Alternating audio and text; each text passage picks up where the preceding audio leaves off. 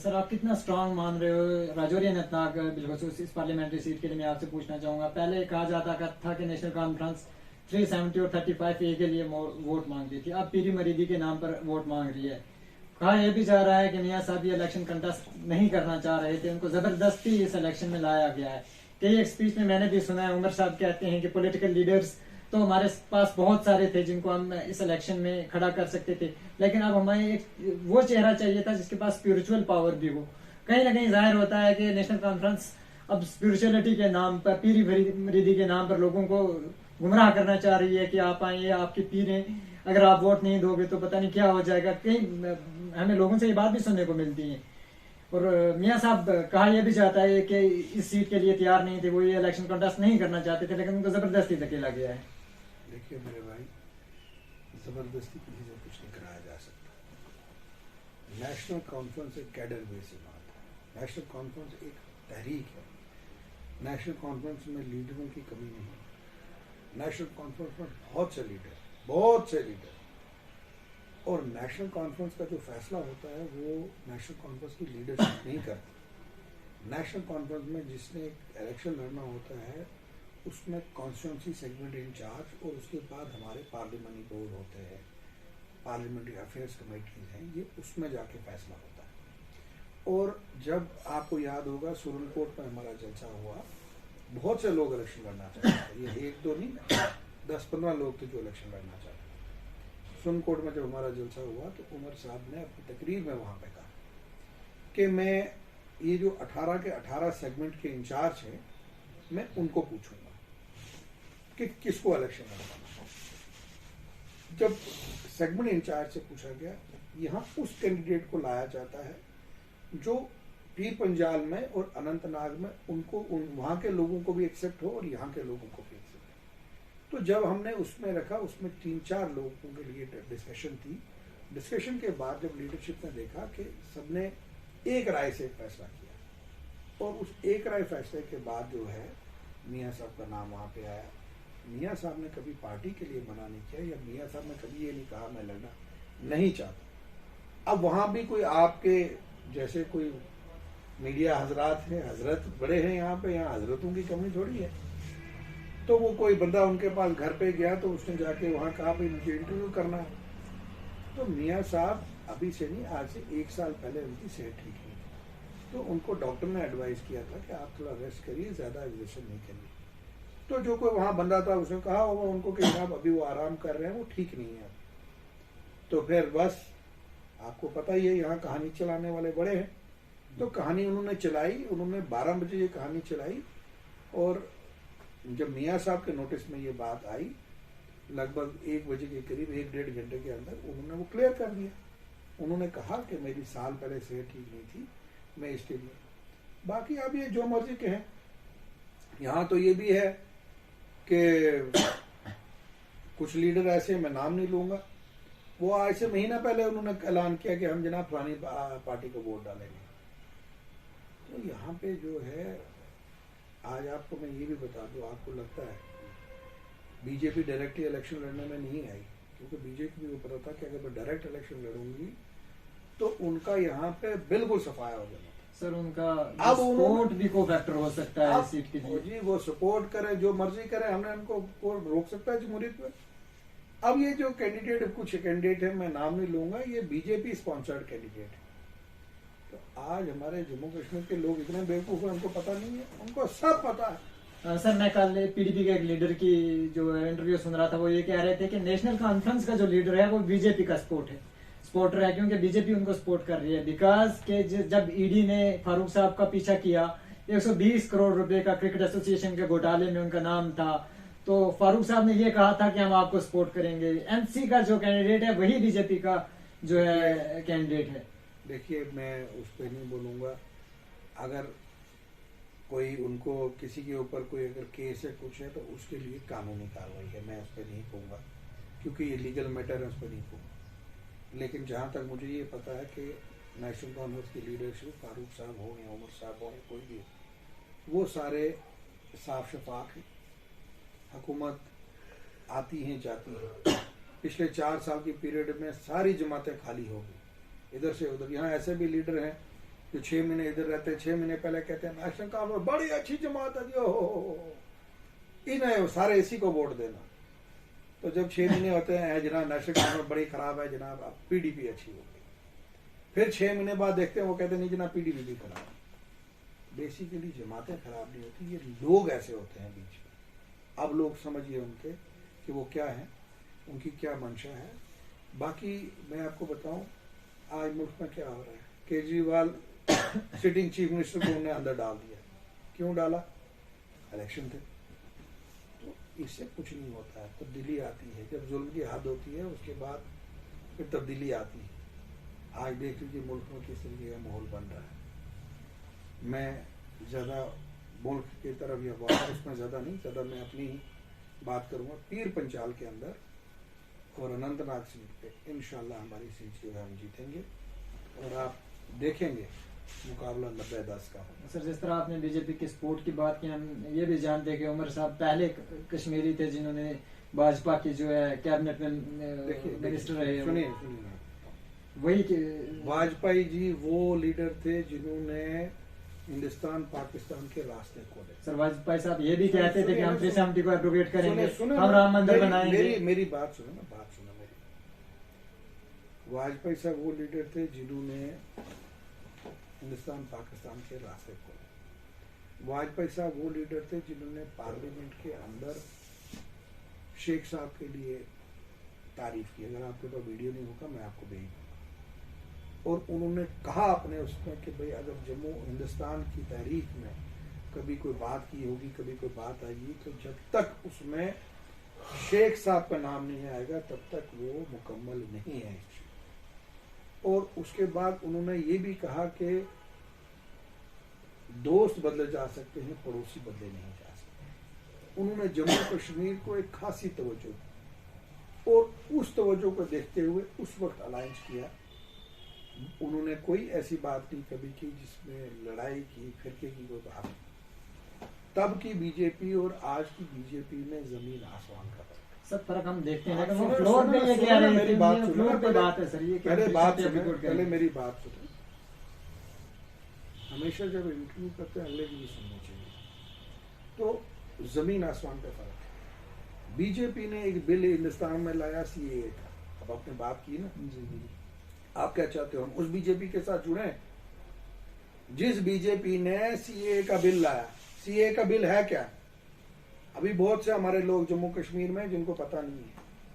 CAA bill में जितने भी हिंदुस्तान के अंदर लोग रह रहे हैं या हिंदुस्तान के बाहर रह रहे हैं, हिंदू कम्युनिटी के हों, सिख कम्युनिटी के हों, जैन कम्युनिटी को, उनको हिंदुस्तान की सिटीजनशिप बाय रिलीजन। और जो हिंदुस्तान के अंदर रह रहे हैं उनमें से किसी को भी यह साबित नहीं करना है कि वो हिंदुस्तान का शहरी है या नहीं है।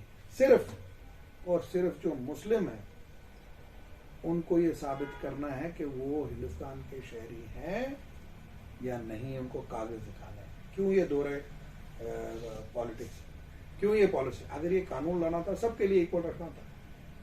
अभी तो कुछ नहीं हुआ। अभी आप देखेंगे ये इलेक्शन खत्म होगा, इसके बाद ये लोग जो जितने भी यहाँ पे, जैसे आज आप आधार कार्ड बनाते हो ना, ऐसे आपको डीसी ऑफिस के बाहर खड़े होना है। वहां अपने कागज पहले साबित कर रहे हैं कि आप जम्मू कश्मीर के शहरी हैं। अब अल्लाह जाने उसमें से कितने आउट होंगे, कितने रहेंगे। लेकिन जो एक एग्जाम्पल के तौर पे इन्होंने असम में किया, वहां तो तबाही है। वहां तो बहुत से लोग निकल गए हैं और नंबर लाखों में निकल गए। तो बहुत से ऐसे गरीब लोग हैं जिनके पास कागज ही नहीं है। आपको भी अगर मैं पूछूं तो आप भी खुद परेशान हो जाओगे कि क्या मेरे पास कागज है या नहीं है। आपको भी अपनी आइडेंटिटी बतानी है, अपने पीछे घर वालों की आइडेंटिटी दिखानी है। तो ये जो बीजेपी जो सीधा रिलीजन बेस जो है उस पर चलाना चाहती है, पॉलिटिक्स करनी चाहती है, अगर इतनी इन्होंने डेवलपमेंट की थी तो फिर ये इस कार्ड का क्यों इस्तेमाल करते हैं? तो ये वो मुश्किलात हैं जो जम्मू कश्मीर के लोगों को और हिंदुस्तान के लोगों ने फेस करना है। और मैं आपको ये बता दूं, नेशनल कॉन्फ्रेंस का जो नारा है हिंदू मुस्लिम सिख इत्तेहाद, हमने उसको कामयाब रखा। जब हमारी सरकार होती थी तो डिस्ट्रिक्ट पुंछ के अंदर जब एडमिनिस्ट्रेशन लगाते थे तो यहाँ पे बैलेंस किया जाता था। अगर डीसी मुस्लिम है तो एसएसपी हिंदू लगाया जाता था, और तीसरा अफसर जो है वो सरदार लगाया जाता था। इसी तरह जम्मू में भी होता था, इसी तरह कश्मीर में भी होता था।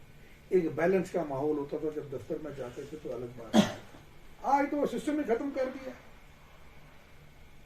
कोई पूछने वाला नहीं है। सेक्रेटरीट के अंदर जाओ, कोई आदमी का नामो निशान नहीं। ये वो मुश्किलात हैं जो मुश्किलात आपको आने वाले वक्त में जो है लोगों को फेस करना पड़ेगा। आप इंतजार कीजिए 7 तारीख के बाद जब काउंटिंग होगी, जब आपको उसमें पता चल जाएगा कि जम्मू कश्मीर के अवाम क्या चाहते हैं। अपोजिशन को कितना स्ट्रांग मानते हो सर? जिस तरह जफर इकबाल मनाज साहब अपनी पार्टी से, मैडम महबूबा मुफ्ती जी जिनको काफी होल्ड हासिल है अनंतनाग में, और वहीं राजौरी पुंछ, आपको क्या लगता है कि किस होल्ड आप कैसे कहते हो? होल्ड है, आपने कहा मुझे उनका होल्ड है अनंतनाग। सर जिस तरह हमने काफी रैलीज देखी हैं अनंतनाग में, काफी लोग उनके साथ हैं। आपका क्राइटेरिया क्या है? रैलीज? जी बिल्कुल सर। एक कॉन्स्टिट्यूंसी में अगर 1 लाख लोग हैं तो जलसा होता है 5000 का, तो 95,000 लोग तो वहां है नहीं उसमें। नेशनल कॉन्फ्रेंस की रैली में आपने बहुत कम लोग आप देखे सुना सर। ना जी, वो आपने पता नहीं कौन सी रैली देखी है। आप नेगेटिव रैलियां देखते होंगे, रैलीज आप देखिए, आपने देखी नहीं। मैं आपको भेजूंगा 2-4 वीडियो। अपने चैनल को भी आप अपग्रेड करिएगा, पता लगेगा आपको कहाँ रैलियां होती। तो जो देखा जाता है किसका कहाँ वजन है, वो इलेक्शन से देखा जाता है। जो पिछला पार्लियामेंट इलेक्शन हुआ है उसमें महबूबा मुफ्ती हारी है, कौन जीता है? National conference. तो फिर कौन पावरफुल हुआ वहां?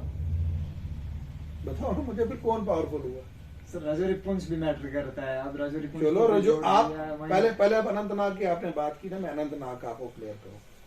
अनंतनाग में इलेक्शन हुआ पिछला पार्लियामेंट का, उसमें महबूबा जी हार गई। कि मैं किसी लीडर को क्रिटिसाइज नहीं करता, लेकिन महबूबा जी वहां हारे और वहां हम जीते। इसका मतलब वहां नेशनल कॉन्फ्रेंस पावरफुल। ठीक है, चलो एक आप फिर आ जाओ पुंछ रजौरी में। पुंछ रजौरी में पिछली बार रमन बालाजी ने इलेक्शन लड़ा। पुंछ रजौरी का 70% वोट जो है वो कांग्रेस को गया, अलायंस कैंडिडेट को। 30% वोट गया अपोजिशन को। तो कौन पावरफुल हुआ? जी, अलायंस। अलायंस पावरफुल हुआ। इधर अगर हम 70% है, उधर अगर हम 70% है, पिछली बार आज से पहले की बात करें, तो फिर हम मजबूत हुए या कमजोर हुए? अब ये है कि ये जो फैक्ट्स हैं या मीडिया में भी चलाना, लोगों को पता लगे। अब ये कहानी चलाई है, वो बीजेपी चलाती है, कुछ दूसरी पार्टी वाले कश्मीर में जाते हैं, वहां कहते हैं जनाब पीर पंजाब में हम पहले नंबर पे हैं, इधर आप हमारी मदद करें। जब इधर आते हैं, इधर ये चलाते हैं जनाब अनंतनाग में हम पहले नंबर पे हैं। तो भाई पहले नंबर पे कोई नहीं, पहले नंबर पे जम्मू कश्मीर की आवाम लाती है किसको लगता। तो ज्यादा बहस ही क्यों करनी है? इलेक्शन होने तो खुद रिजल्ट आ जाएगा, रिजल्ट पे पता चल जाएगा कौन पावरफुल है कौन नहीं है। कहीं न कहीं बीजेपी की जो सपोर्ट होगी इस सीट के लिए, आपको क्या लगता है कि बीजेपी किसको सपोर्ट कर सकती है, और उनकी सपोर्ट जो है कहीं ना कहीं एक्सपेक्टेड हो सकता है उस कैंडिडेट के लिए? देखो वो ये सवाल आप बीजेपी को पूछे, मैं क्या बता सकता। हम तो कहते हैं वो लड़ते इलेक्शन तो ज्यादा अच्छा होता, जमहूरियत में पता चलता। उन्होंने इतने काम किए हैं, इतनी वो डेवलपमेंट की है, उनको इलेक्शन लड़ना चाहिए था। क्या पता जीत जाते, इतने काम किए हैं, कागजों में तो बड़े काम हुए हैं, तो क्या पता वो जीत जाते। लड़ना चाहिए था, क्यों नहीं लड़े?